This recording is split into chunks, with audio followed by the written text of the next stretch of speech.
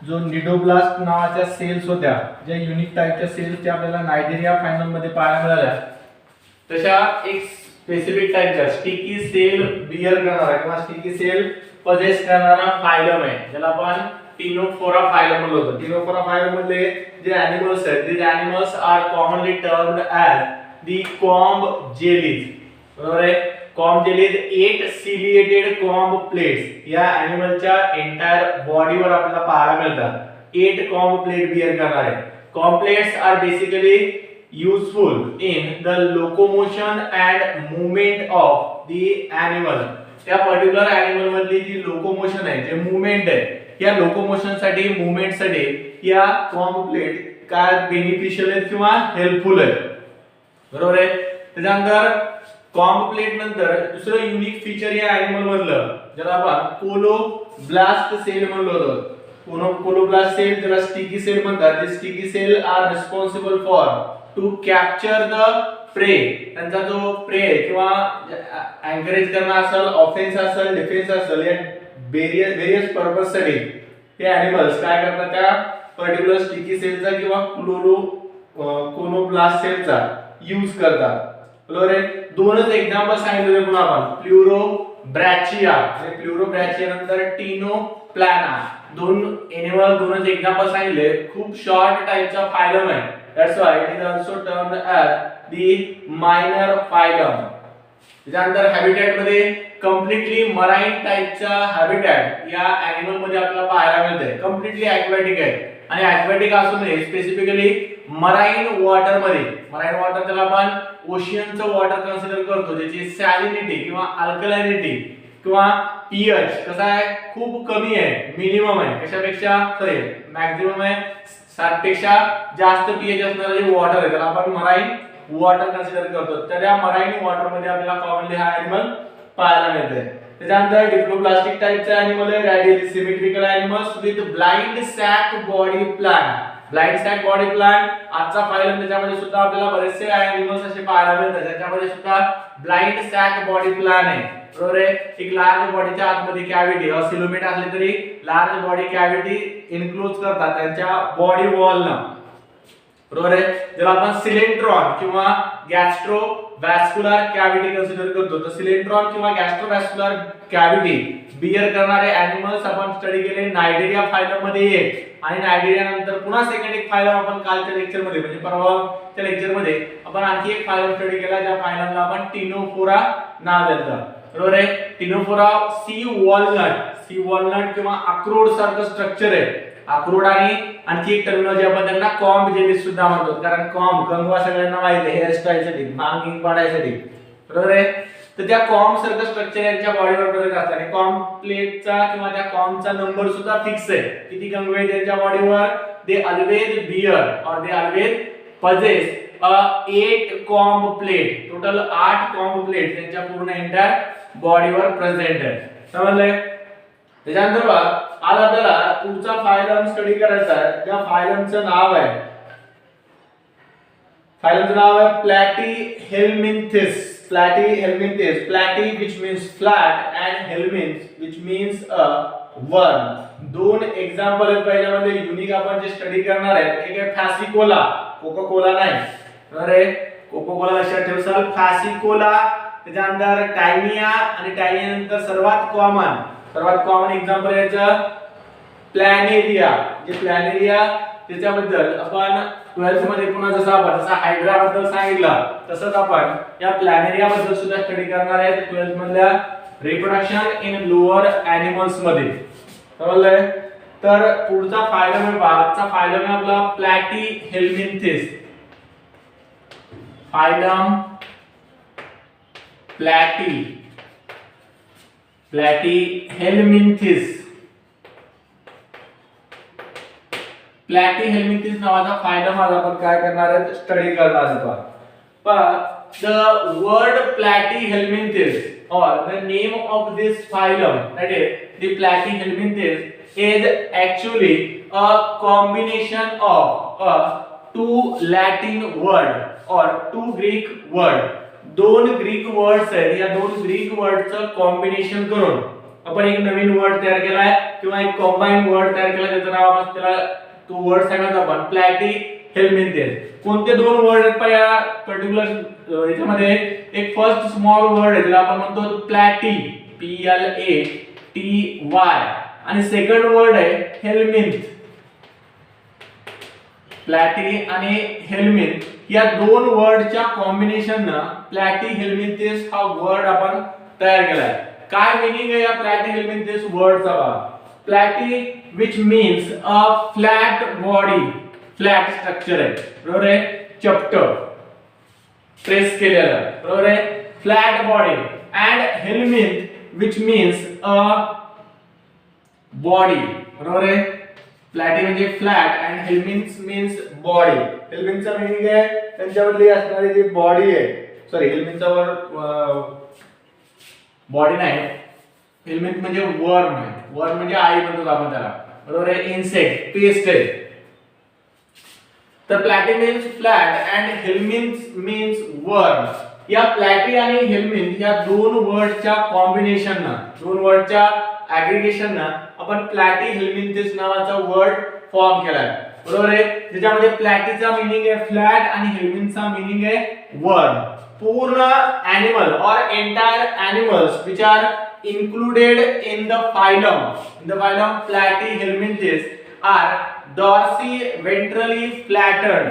Dorsi-ventrally flattened म्हणजे दोन्ही साइडने चपटे, बरोबर आहे, प्रेस केल्यासारखे आहेत. जसं आपण हार्बेरियम स्टडी करतो, त्या हार्बेरियम स्टडी करतेवेळेस आपण जसं त्या प्लांटच्या स्पेसिमनला प्रेस करतो, तसं दोन्ही साइडने प्रेस केल्यासारखं स्ट्रक्चर आहे यांचं. कम्प्लीटली चपटा, रिबन लाइक स्ट्रक्चर आहे, बरोबर आहे. त्यामुळे यांना हे फ्लॅट वर्म सुद्धा म्हणतात. Commonly these animals are termed as the flatworm. Commonly they are termed as flatworm as their body is flat from both the surface. Flat from both the surface. कोणते दोन सरफेस आहेत रे बॉडी वरचे? एक अपर साइडचा ज्याला आपण dorsal surface consider करतो आणि back साइडचा जो सरफेस आहे त्या बॅक साइडच्या सरफेसला आपण वेंट्रल सरफेस कन्सिडर करतो. तर डॉर्सल आणि वेंट्रल दोन्ही सरफेस जर आपण यांचे ऑब्झर्व केले तर दोन्ही सारख्याच टाइपचे आहेत. Both the surface are exactly similar. Exactly similar म्हणजे कसे आहेत? दोन्ही सरफेस फ्लॅट आहे. त्याच्यामुळे कॉमन टर्मिनॉलॉजी या एनिमलच्या बाबतीत आपण यूज करतो पहा, that is the dorsiventrally flattened worm. Dorsiventrally flattened structure आपल्या एनिमल मध्ये पाहायला मिळतात. Both these surface are completely flat. This surface cannot differentiate into dorsal or ventral surface. Ribbon जर तुम्ही घेतली आहे, बरोबर, एकच सिंगल कलर असणारी रिबन जर तुम्ही पाहिली असेल, मुली पहिल्या त्या वेण्या वगैरे बांधण्यासाठी यूज करायचे बा, बरोबर आहे, ते रिबन जर आपण पाहिली तर त्या रिबनचे दोन्ही सरफेस कसे असतात? सारखेच असतात. आता काही रिबन आता नवीन आलेल्या दोन्ही साइडला कलर वेगवेगळे पाहायला मिळतात पण सेम कलर असणार आहे. जसं एखाद्या दुकानाची किंवा कशाची ओपनिंग असल्यानंतर मग ते रिबन कट करतो, तशी पिंक कलरची ती जर रिबन असेल तर दोन्ही साइडला सेम कलर आपल्याला पाहायला मिळतंय. आणि सेम कलर असल्यामुळे दोन जे सरफेस आहेत, these surface or both the surface cannot differentiate. त्यांना आपल्याला डिफरन्शिएट करता येत नाही. कोणता डॉर्सल सरफेस आहे, कोणता वेंट्रल सरफेस आहे. त्या डॉर्सल आणि वेंट्रल सरफेस मध्ये आपण इझिली काय करू शकत नाही? डिफरन्शिएशन करू शकत नाही. त्यांना आपण सेपरेट करू शकत नाही. तर डॉर्सिव्हेंट्रली फ्लॅटन टाइपची बॉडी आपल्याला या एनिमल्स मध्ये कॉमनली पाहायला मिळते. त्याच्यानंतर पहा या एनिमल्स मधले एक्झाम्पल मध्ये बेसिकली 3 एक्झाम्पल आपल्याला लक्षात ठेवायचे आहेत. एक पहिलं एक्झाम्पल आहे पहा, ज्याला आपण प्लॅनेरिया कन्सिडर करतो. प्लॅनेरिया नावाचा एक एनिमल आहे. त्याच्यानंतर प्लॅनेरिया नंतर टॅनिया नावाचा एक एनिमल आहे आणि टॅनिया सोबत फॅसिकोला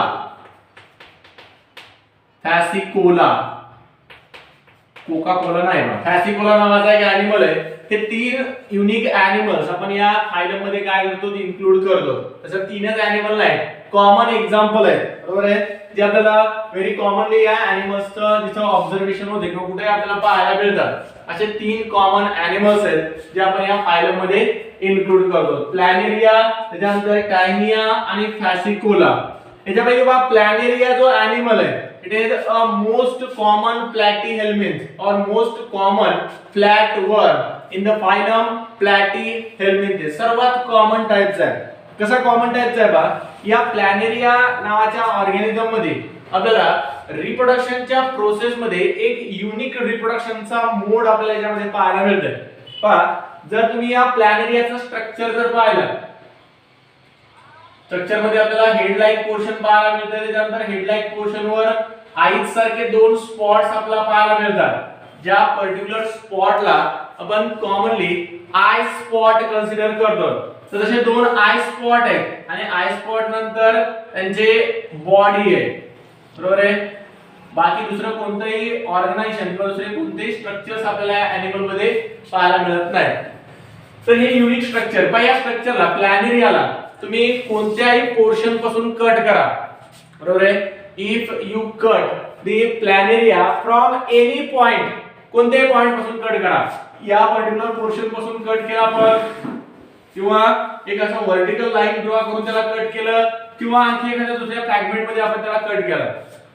तुम्ही प्लॅनेरियाला किती फ्रॅगमेंट मध्ये कट करा, हायेस्ट रिजनरेशन असलेली हायेस्ट रिजनरेशनची कॅपॅसिटी असलेला हा पर्टिक्युलर ॲनिमल आहे. जसं एक साधं सिंपल एक्झाम्पल जर सांगायचं तर काय केलं, जसं आपल्या फिंगर जे आहे, आपण जर आपलं फिंगर कट केलं आणि कट करून त्या फिंगरला बाजूला जर ठेवलं तर त्या फिंगर पासून पूर्ण बॉडी डेव्हलप होत नाही आपली.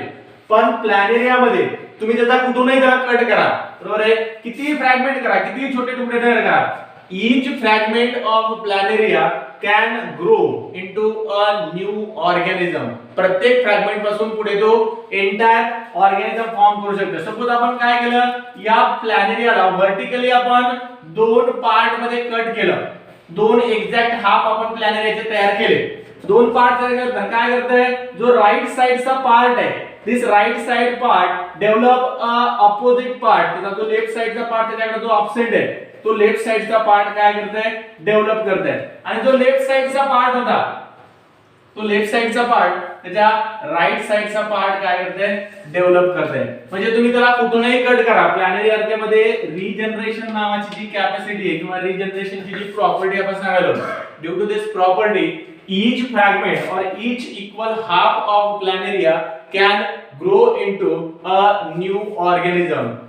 पण हा प्लॅनेरिया मधला जो रिप्रोडक्शनचा मोड आहे, this mode of reproduction in a planaria is termed as the regeneration. Planaria or planarians show a highest capacity of regeneration. रिजनरेशनची कॅपॅसिटी हायेस्ट असलेला ऑर्गॅनिझम आहे. आता रिजनरेशन हायेस्ट कशामुळे बघा, कारण या प्लॅनेरियामध्ये each and every cell of planaria is considered as a stem cell or a totipotent cell. Stem cell किंवा totipotent cell. पण stem cell आपल्याला माहिती आहे, these are the cells which can divide throughout the life. पूर्ण entire life मध्ये ह्या cells काय करू शकतात, डिवाइड करू शकतात. The division never stop in stem cell, बरोबर आहे. आणि पूर्ण बॉडी या टाइपच्या सेल पासून तयार झालेली आहे. जसं आपल्या बॉडीमध्ये जर आपण पाहिलं तर काही पर्टिक्युलर लोकलाइज्ड पेसला आपल्या या स्टेम सेल प्रेझेंट असतात. जसं आपल्या बॉडीमधला जो बोन मॅरो आहे, त्या बोन मॅरो मध्ये आपण ब्लड सेलचं कंटिन्युअसली फॉर्मेशन करतो, बरोबर आहे. तर त्या ब्लड सेल मधल्या ब्लड सेल आपल्याला ज्या फॉर्म करायच्या, त्या सेल फॉर्म करण्यासाठी बोन मॅरो मध्ये फक्त आपल्यामध्ये स्टेम सेल पाहायला मिळतात. किंवा आपल्या स्किनवर ज्या जागेवर आपल्याला जखम झालेली आहे, वुंड झालेली आहे, ती वुंड हील करण्यासाठी, त्याला रिपेअर करण्यासाठी त्या पर्टिक्युलर प्लेसवर सुद्धा काही स्टेम सेल्स आपल्याला पाहायला मिळतात. पण एंटायर बॉडी मध्ये आपल्याला स्टेम सेल्स पाहायला मिळत नाही, बरोबर आहे. Entire body of a organism is made up of from a somatic cell, not a stem cell, बरोबर आहे.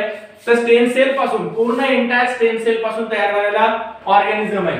आणि या स्टेम सेल मध्ये डिव्हिजन आणि differentiation, stem cell can continuously undergo the process of division and then differentiation. म्हणजे कोणताही part तुम्ही जरी त्याचा कट केला तरी त्या पार्ट मध्ये इनिशियली काय, सपोज इथून आपण एक प्लॅनेरियाचा पार्ट कट केलाय, या पार्ट मध्ये इनिशियली सेल डिव्हिजन होईल, सेलचा नंबर इन्क्रीज केला जाईल आणि सेलचा नंबर इन्क्रीज करून नंतर त्याच्यामध्ये डिफरन्शिएशन होईल. आणि division plus differentiation finally lead to the formation of a daughter planaria or the new planaria. पण पाहता प्लॅनेरिया मध्ये हे जे फ्रॅगमेंट्स होऊन त्या फ्रॅगमेंट पासून नवीन जो ॲनिमल तयार व्हायलाय ही काही पर्पजफुल मेथड नाही किंवा पर्पजफुल रिप्रोडक्शनचा मोड नाही. It is considered as the accidental mode of reproduction. Accidental mode of reproduction. जसं फ्रॅगमेंटेशन आपण कन्सिडर करतो तसं फ्रॅगमेंटेशन सारखा हा सुद्धा एक ऍक्सिडेंटल रिप्रोडक्शनचा मोड आहे. ऍक्सिडेंटल म्हणजे आपण इथे कन्सिडर करू it is a by chance जर एनी हाव बरोबर आहे स्वतःवरून तर तो प्लॅनेरिया काही स्वतःला दोन पार्ट मध्ये डिवाइड करत नाही किंवा दोन पार्ट मध्ये कट करून घेत नाही. म्हणजे तोडून करे आपला हात हाताला नाही आता काय करतो हात तोडून टाकतो कंटाळा आला दोन हाताला जातो बरोबर आहे. तसं प्लॅनेरिया काही स्वतःवरून त्याचे फ्रॅगमेंट करून घेत नाही. accidentally if this planaria stack over the rough surface एखाद्या रफ सरफेस वर स्टॅक झाला किंवा वॉटर बॉडीज मध्ये एखादा पर्टिक्युलर रेझिस्टन्स त्याला आला काही लाकूड पडलं काय झालं तर या प्लॅनेरियाचे फ्रॅगमेंट्स तयार होतात आणि त्या फ्रॅगमेंट पासून मग नंतर न्यू प्लॅनेरियाचं फॉर्मेशन होते. स्वतःवरून तो प्लॅनेरिया काय करत नाही फ्रॅगमेंट्स फॉर्म करत नाही बरोबर आहे. या प्लॅनेरिया मध्ये काही असे सर्टन प्लॅनेरिया आहेत जे पर्पजफुली त्याचे फ्रॅगमेंट्स तयार करतात बरोबर आहे. पर्पजफुली म्हणजे काय करतात the anterior part will exert a pull over the posterior part. त्याचे जे दोन पार्ट्स आहेत दोन जे सरफेस आहेत इकडचा आपण कन्सिडर करू अँटेरियर सरफेस आहे आणि त्याच्या अपोजिट साइडचा पोस्टेरियर सरफेस आहे. दोन्हीकडे दोघं जण ओढतात बरोबर आहे. They will exert a pull over the one other. anterior part exert a pull over posterior and posterior part will exert a pull over the anterior part and finally due to this pressure बरोबर आहे pressure जे exert केलं due to this pressure this planaria get divided into a two half which will later on lead to the formation of daughter planaria. So planaria मध्ये regeneration लक्षात ठेवायचं unique feature आहे या particular फायलमचं.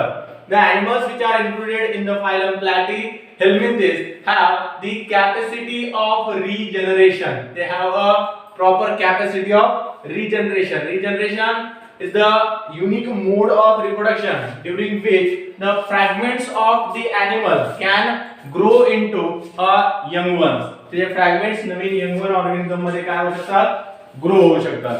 समजले.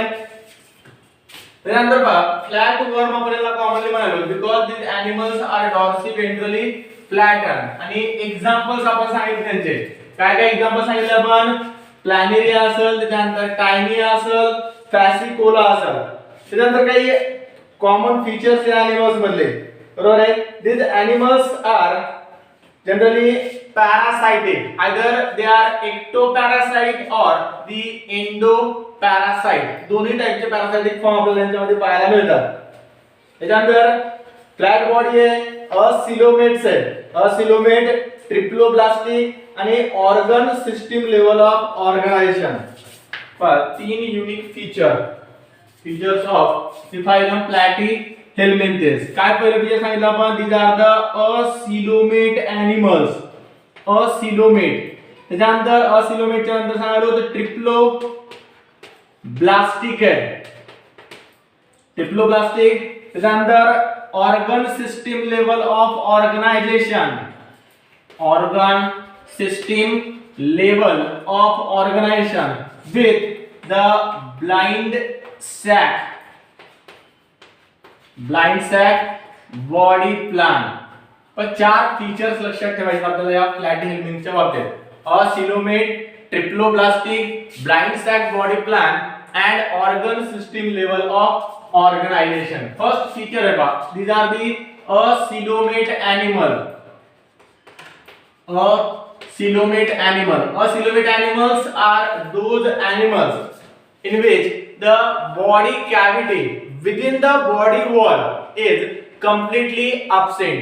यांच्या बॉडीमध्ये जी बॉडी वॉल आपल्याला पाहायला मिळते किंवा बॉडीचं जे स्ट्रक्चर आहे या बॉडीच्या स्ट्रक्चर मध्ये सीलोम कम्प्लीटली absent आहे. These animals do not have the coelom in the body wall.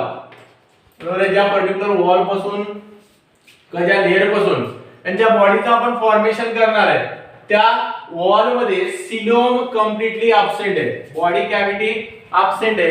As in these animals the middle germinal layer which is termed as the mesoderm.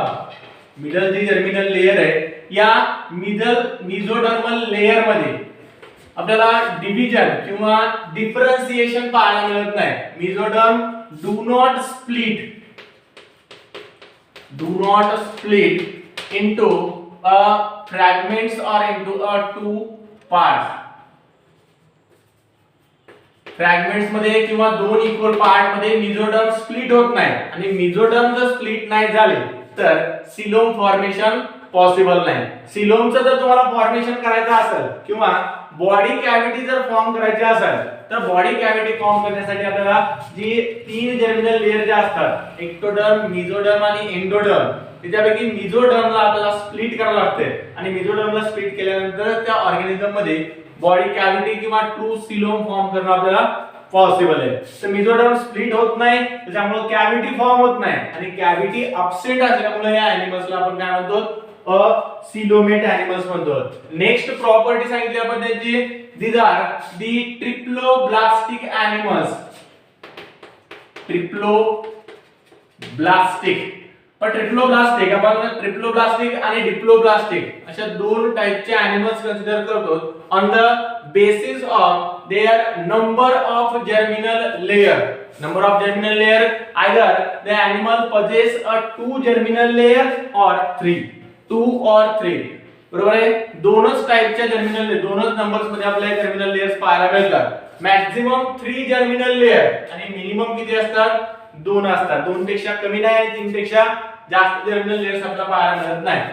If the animal possess a 3 germinal layer then it is termed as triploblastic animal, and if it possess a 2 germinal layer or only 2 germinal layer then it is termed as the diploblastic animal. जर 3 असतात तर triploblastic म्हणायचं आणि 2 असतात तर diploblastic म्हणायचं. Actually याचे germinal layers असतात. या जर्मिनल लेयर्स आपण फॉर्मेशन करतो फ्रॉम द रिप्रोडक्टिव्ह सेल्स और from the germinal cells. Somatic cells आणि जर्मिनल सेल अशा दोन टाइपच्या सेल्स आपल्याला आपल्या बॉडीमध्ये पाहायला मिळतात. त्याच्यापैकी जर्मिनल सेल रिप्रोडक्शन करण्याचं काम करतात. These cells are participate in the process of reproduction, while the other cell, that is the somatic cell, the somatic cells are basically considered as the structural component or structural elements of our body. बॉडीचं construction करणं किंवा body form करणं हे somatic सेलचं function आहे. आता हे germinal cells असतात, या जर्मिनल सेल्स गॅमेटचं फॉर्मेशन करतात. गॅमेट फॉर्म करून या गॅमेटला फ्यूज करतात. गॅमेटच्या फ्युजननं झायगोटचं फॉर्मेशन करतात आणि झायगोट मध्ये रिपीटेड डिव्हिजन होऊन एक मल्टीसेल्युलर अनऑर्गनाइज्ड मास ऑफ सेल्सचं स्ट्रक्चर आपण फॉर्म करतो. these unorganized mass of cells later on the process of regeneration or by the process of regeneration either form a 2 germinal layer or it may form a 3 germinal layer. If it form a 2 germinal layer then these animals are termed as diploblastic, while the animals which form a 3 germinal layer they are termed as triploblastic animals. बरोबर आहे. तर दोन टाइपचे animals आहेत. त्या दोन टाइपच्या animals मध्ये diploblastic मध्ये 2 जर्मिनल लेयर, ट्रिप्लोब्लास्टिक मध्ये 3 जर्मिनल लेयरचं फॉर्मेशन करते जाते. या ट्रिप्लोब्लास्टिक एनिमल्स मध्ये आपल्याला सिलोम पॉसिबल आहे. बरोबर आहे. जरी हे एनिमल ट्रिप्लोब्लास्टिक असले तरी असिलोमेट टाइपचे एनिमल्स आहेत. बरोबर आहे. असं काही कंप्लीट ऑलवेज ट्रू स्टेटमेंट नाही किंवा काळ्या दगडावरती पांढरी रेघ नाही की एखादा एनिमल ट्रिप्लोब्लास्टिक असला म्हणजे ऑलवेज तो कसा असेल? सिलोमेटच असेल. ट्रिप्लोब्लास्टिक एनिमल मध्ये काय होत नाही, मेसोडर्म स्प्लिट जर नाही झाली तर सिलोम फॉर्म करणं पॉसिबल नाही. आता हा ट्रिप्लोब्लास्टिक आहे, मेसोडर्म प्रेझेंट आहे. 3 ज्या जर्मिनल लेयर असतात त्या 3 जर्मिनल लेयर मध्ये मेसोडर्म मिडल टाइपची आहे, एक्टोडर्म आउटर साइडची आणि एंडोडर्म इनर साइडची जर्मिनल लेयर आहे. ही मेसोडर्म जी आहे ही मेसोडर्म आपण काय करतो? स्प्लिट करतो आणि स्प्लिट करून त्याच्यापासून बॉडी कॅव्हिटीचं फॉर्मेशन करतो.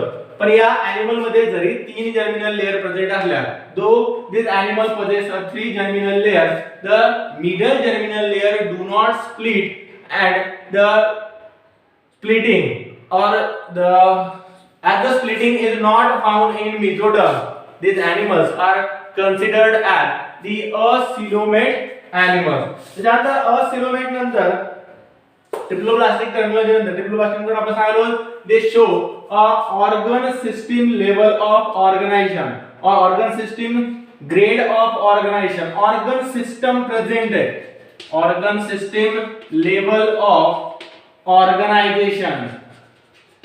आतापर्यंत आपण जे फायलम स्टडी केले या फायलम मध्ये फर्स्ट टू फायलम मध्ये आपण सिंपली सेल ऍग्रीगेट लेवलचं स्ट्रक्चर पाहिले बरोबर आहे. सेल्युलर लेवलचं ऑर्गनायझेशन आपण पाहिलं. सेल्युलर लेवलच्या नंतर टिनोफोरा जो फायलम होता या टिनोफोरा फायलम मध्ये आपण टिश्यू लेवलचं ऑर्गनायझेशन पाहिलं आणि टिश्यू नंतर हा हायर फायलम आहे बरोबर, थोडासा ऍडव्हान्स टाइपचा फायलम आहे. या ऍडव्हान्स फायलम मध्ये आपल्याला ऑर्गन सिस्टीम लेवलचं ऑर्गनायझेशन पाहायला मिळते. ऑर्गन सिस्टीम हायर टाइपचं ऍडव्हान्स टाइपचं ऑर्गनायझेशन आहे. समजलंय?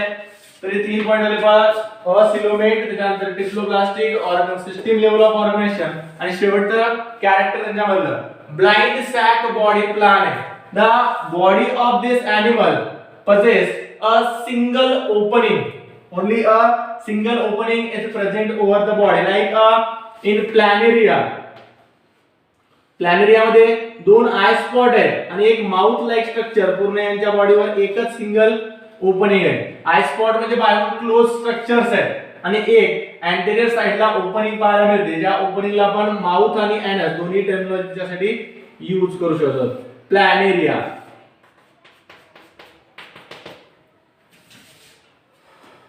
प्लॅनेरिया मधले हे आय स्पॉट्स आहेत. त्याच्यानंतर डिप्रेशन ऑफ हेड या पर्टिक्युलर प्लेस वरून पुढे आपल्याला हायर एनिमल्स मध्ये हेडचं फॉर्मेशन करायला पाहायला मिळेल. Depression of head. समजलंय? लिहून घ्या.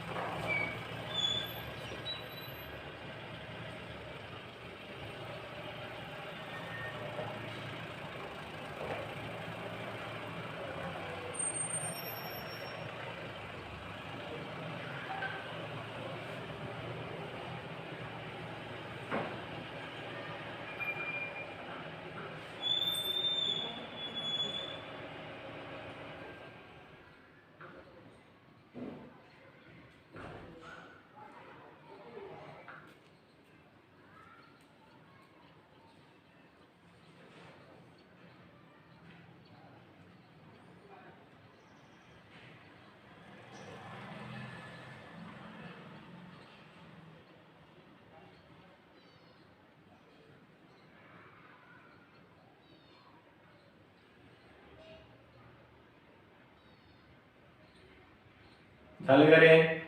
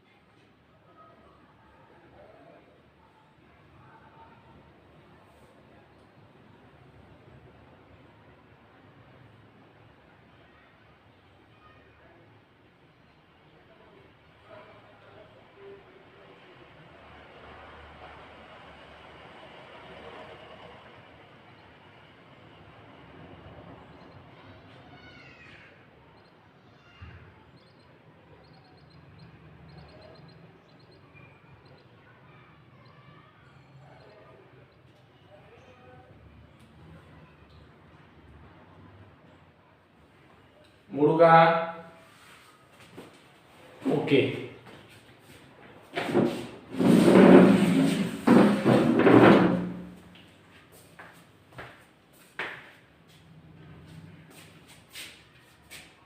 इकडे राहू देतो.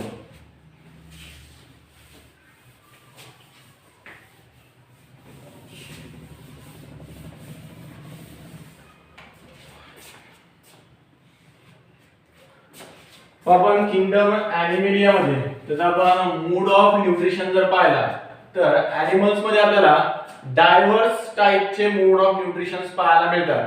तसं या पर्टिक्युलर फायलम मध्ये सुद्धा आपल्याला मूड ऑफ न्यूट्रिशन मध्ये खूप डायव्हर्सिटी पाहायला मिळते. पण ॲनिमल्स मध्ये basically the animals or most of the animals which are included in the phylum Platyhelminthes. Platyhelminthes phylum मध्ये आपण जे काही animal include करतो these animals are mostly endoparasite. Mostly they are endoparasite. अब endoparasite चा मीनिंग काय? Endo म्हणजे आपण सांगतो इनर साइडला, बरोबर आहे. Endo means inside the body, inside or at the inner side of body, inner side of body, बॉडीच्या इनर साइडला प्रेझेंट असतात, बरोबर आहे. आणि parasites are those organism which are depend over the host organism for their food material, or to get a nutrition. त्यांचं nutrition obtain करण्यासाठी host organism वर जे ऑर्गॅनिझम डिपेंड असतात, कंप्लीटली त्या होस्ट ऑर्गॅनिझम वर त्यांची लाईफ सायकल डिपेंड आहे. एक तर स्वतःवरून फूड मटेरियल डिराइव्ह सुद्धा करू शकत नाही आणि फूड मटेरियलचं सिंथेसिस सुद्धा करू शकत नाही, बरोबर आहे. हेटेरोट्रॉफिक टाइपचे ऑर्गॅनिझम्स आहेत होस्ट ऑर्गॅनिझम वर, बरोबर आहे. होस्ट ऑर्गॅनिझम वर स्वतःच्या न्यूट्रिशन साठी किंवा त्यांच्या फूड मटेरियल साठी डिपेंड असलेले ऑर्गॅनिझम आहेत. पण एंडोपॅरासाइटिक ऑर्गॅनिझम्स आहेत. आता ह्या एंडोपॅरासाइटचा मीनिंग जर आपण पाहिला तर एंडोपॅरासाइट म्हणजे आपण सांगालो बॉडीच्या आतमध्ये विद इन द बॉडी आपले हे ऑर्गॅनिझम प्रेझेंट असतात. They may be found everywhere in the body, generally in the mesodermal layer. Sorry, mesoderm नाही, आपल्या आउटर एक्टोडर्म जी आहे, एक्टोडर्म पासून तयार झालेली जे स्किन आहे, या स्किन मध्ये त्यानंतर रिप्रोडक्टिव्ह ऑर्गन्स मध्ये, एक्सक्रिटरी ऑर्गन्स मध्ये, आईज मध्ये ज्या पर्टिक्युलर प्लेसेस वर आपल्या बॉडी मध्ये आपल्याला ओपनिंग्स पाहायला मिळतात त्या एंटायर ओपनिंग थ्रू हे ऑर्गॅनिझम्स आपल्या बॉडी मध्ये काय करू शकतात, इझिली एंटर करू शकतात. तर कोणत्याही पर्टिक्युलर प्लेस वरून एंटर झाल्यानंतर बेसिकली पूर्ण एंटायर बॉडी मध्ये आपल्याला ते ऑर्गॅनिझम स्प्रेड झालेले पाहायला मिळतात. Generally, a tapeworm or the platyhelminthes or the flatworm may measure up to a 6 meter long. यांच्यामध्ये आपल्याला स्ट्रक्चर पाहायला मिळते. जसं आपण आपल्या बॉडी मधून त्याला बाहेर काढून जर असं मोजत जर असतो आपण त्याला तर 6 मीटर लॉंग पर्यंत यांचं स्ट्रक्चर आपल्याला पाहायला मिळू शकतं. सिंपल थ्रेड आणि दोन्ही साइडने तो थ्रेड कसा आहे, कम्प्लीटली फ्लॅट आहे, रिबन लाइक स्ट्रक्चर आहे, बरोबर आहे. टेपवर्म सुद्धा यांना म्हणतात. टेपवर्म कशामुळे? टेप इनिशियली कॅसेट सगळ्यांना तुम्हाला माहित असतात, त्या कॅसेटला टेप सुद्धा म्हणत होते. तर त्याच्यामध्ये जो एक फिल्म लाइक स्ट्रक्चर असतं आपण तो रोल्ड खूप लांब आपल्याला ते पाहायला मिळते. तसं टेप लाइक स्ट्रक्चर आपल्याला यांच्यामध्ये सुद्धा पाहायला मिळते. त्यामुळे तर टेपवर्म याला आपण टेपवर्म फॅसिकोला, त्याचा टायनिया जो आहे, this Taenia is termed as a tapeworm while Fasciola is termed as a liver fluke. पण लिव्हर फ्लूक कशामुळे म्हणतात त्या फॅसिकोलाला? हा फॅसिकोला नावाचा जो प्लॅटीहेल्मिंथ आहे, this Fasciola commonly found in the liver of a goat किंवा शेळ्या ज्याला आपण म्हणतो, त्या शेळ्याचे जे लिव्हर असते, लिव्हर त्याला आपण सर्वात लार्जेस्ट ऑर्गन आपल्या बॉडी मधला कन्सिडर करतो, लार्जेस्ट एंडोक्राइन ग्लँड्स आपण त्याला कन्सिडर करतो किंवा लार्ज ग्लँड बॉडी मध्ये कन्सिडर करतो. या लिव्हर मध्ये हा कॉमनली आपल्याला फॅसिकोला नावाचा टेपवर्म पाहायला मिळतो. त्यामुळे त्याला लिव्हर फ्लूक कन्सिडर करतात, बरोबर आहे. Fasciola is also termed as a liver fluke commonly found in a liver of goat. त्यानंतर टायनिया जो आहे, this Taenia is also termed as a tapeworm. आणि प्लॅनेरियाला आपण काही स्पेसिफिक अशी टर्मिनॉलॉजी यूज करत नाही. त्याच्यानंतर पहा एंडोपॅरासाइट टाइपच्या ऑर्गॅनिझम्स मध्ये किंवा कोणताही पॅरासाइटिक ऑर्गॅनिझम असेल त्या पॅरासाइटिक ऑर्गॅनिझमला त्याचं न्यूट्रिशन डिराइव्ह करण्यासाठी नेचरनं त्याच्यामध्ये बेसिकली दोन टाइपचे मॉडिफिकेशन इनकॉर्पोरेट केलेले असतात. कोणत्या दोन टाइपचे मॉडिफिकेशन इनकॉर्पोरेट असतात बघा. एक तर हे पॅरासाइटिक ऑर्गॅनिझम जे असतात, ते पॅरासाइटिक ऑर्गॅनिझम हॅव अ सकर्स. बरोबर आहे, काय प्रेझेंट असते याच्यामध्ये? सकर्स असतात. सकर स्ट्रॉ जसं असतं, स्ट्रॉ माहिती आहे सगळ्यांना, त्या स्ट्रॉ लाईक स्ट्रक्चर आहे suckers. And with suckers they also have a hook. ते दोन स्ट्रक्चर आपल्याला प्रत्येक पॅरासाइटिक ऑर्गॅनिझम मध्ये, each parasitic organism basically have a sucker and hook. काय फंक्शन असते सकरचं? फूड मटेरियल सक करणं. बरोबर आहे, सक करण्यासाठी यूज केला जातो, त्यामुळे त्याला सकर म्हणतात. सकर म्हणजे काय? जनरली आपण नारळाचं पाणी पिण्यासाठी किंवा ज्यूस वगैरे पिण्यासाठी आपण जशी स्ट्रॉ यूज करतो, तसं या ॲनिमलला सुद्धा काय करायचंय, जसं स्ट्रॉ मधून ते ज्यूस जसं आपण पितो तसं त्यांना एखाद्या होस्ट ऑर्गॅनिझम मधून त्यांचं फूड मटेरियल सक करायचंय. मग सक करण्यासाठी स्ट्रॉ लाईक स्ट्रक्चर या ॲनिमल्स वर आपल्याला कॉमनली पाहायला मिळते. All the पॅरासाइटिक organism have a सकर. आणि या हुकचा काय यूज आहे? Generally hook is used for the attachment of the parasitic organism with the body of host organism. पॅरासाइटिक organism मध्ये सगळ्यांना एक कॉमन एक्झाम्पल माहित असेल, टिक. टिक म्हणजे त्याला आपण मराठीमध्ये गोचीड म्हणतो. बरोबर आहे, गोचीड एक पॅरासाइटिक ऑर्गॅनिझम आहे जो होस्ट ऑर्गॅनिझम सोबत त्याच्याकडे असलेले जे युनिक स्ट्रक्चर आहे, हुक लाईक स्ट्रक्चर, त्या हुक लाईक स्ट्रक्चरनं तो टाइटली पॅरासाइटिक होस्ट ऑर्गॅनिझम सोबत अटॅच होत आहे. आणि एकदा अटॅचमेंट झाली की अटॅचमेंट झाल्यानंतर जे सकर लाईक स्ट्रक्चर यांच्याकडे अवेलेबल आहेत, त्या सकर लाईक स्ट्रक्चर कडून हे फूड मटेरियल काय करतात नंतर ऍब्सॉर्ब करतात. बरोबर आहे. किंवा साधं सिंपल तुम्ही मॉस्किटो पाहिला असाल. मॉस्किटो एक फॅकल्टेटिव्ह पॅरासाइटिक टाइपचा ऑर्गॅनिझम आहे. मॉस्किटो ज्यावेळेस बाईट करतंय, ज्यावेळेस आपलं चावतं, त्यावेळेस आपल्या हातावर किंवा कुठेही त्याची लँडिंग झाल्यानंतर त्याच्याकडे जे निडल लाईक स्ट्रक्चर आहे, त्या निडल लाईक स्ट्रक्चरला तो काय करतंय, प्रिक करतंय inside the skin and absorb the blood and nutrients from the body of host organism. So all the parasitic organism have these two structures, that is suckers and hook. Suckers are used to suck the nutrients suck करण्यासाठी, and hooks are used for the attachment with host organism.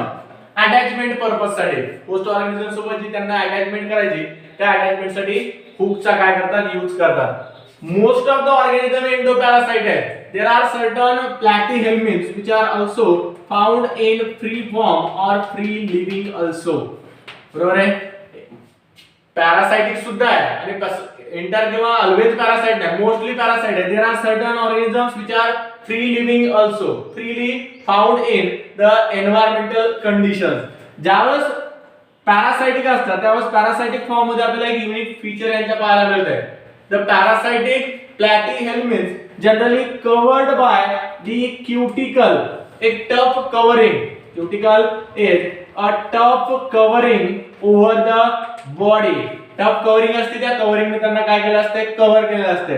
आणि ज्यावेळेस free form मध्ये किंवा free living आहे त्यावेळेस the body of this organism generally covered by the small hairy outgrowth which is termed as the cilia. These animals either possess a cuticle or the cilia. They possess a cuticle when they are endoparasite. बरोबर, ectoparasite form मध्ये नाही.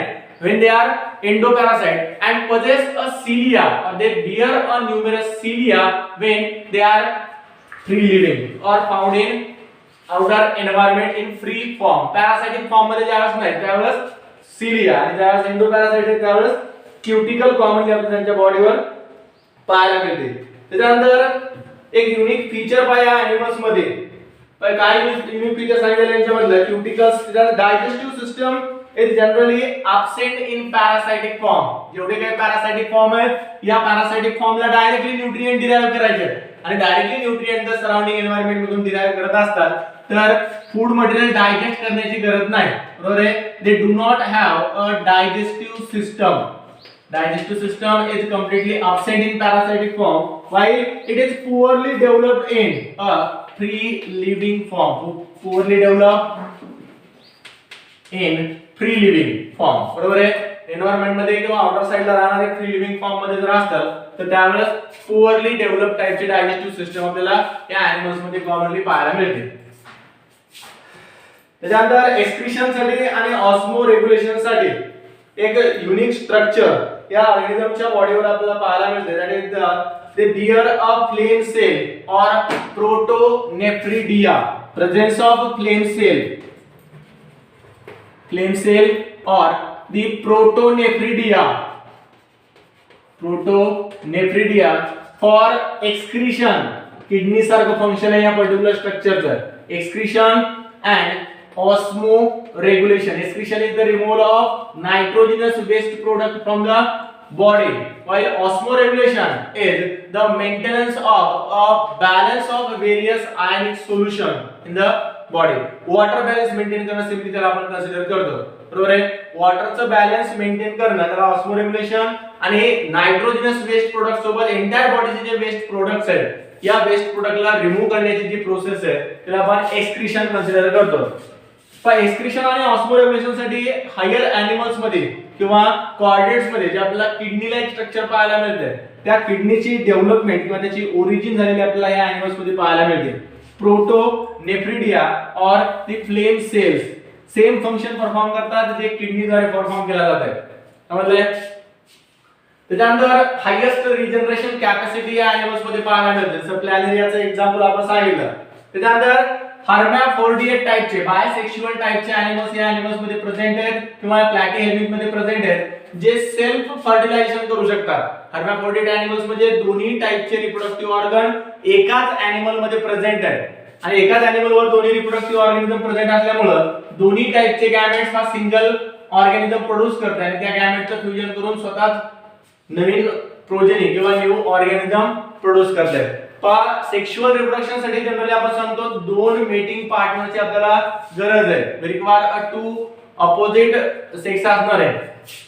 दोन ऑर्गॅनिझमची आपल्याला requirement आहे. इथे या animals मध्ये दोन्ही रिप्रोडक्टिव्ह ऑर्गन एकाच सेम ऑर्गॅनिझमच्या बॉडीवर किंवा एकाच ॲनिमलच्या बॉडीवर प्रेझेंट असतात. त्यामुळे यांना सेक्शुअल रिप्रोडक्शनच्या पर्पज साठी दोन पार्टनरची गरज नाही. A single parent can perform a sexual reproduction and produce a young one. समजले. So that's all about the phylum Platyhelminthes. In the next lecture we will discuss about the Aschelminthes.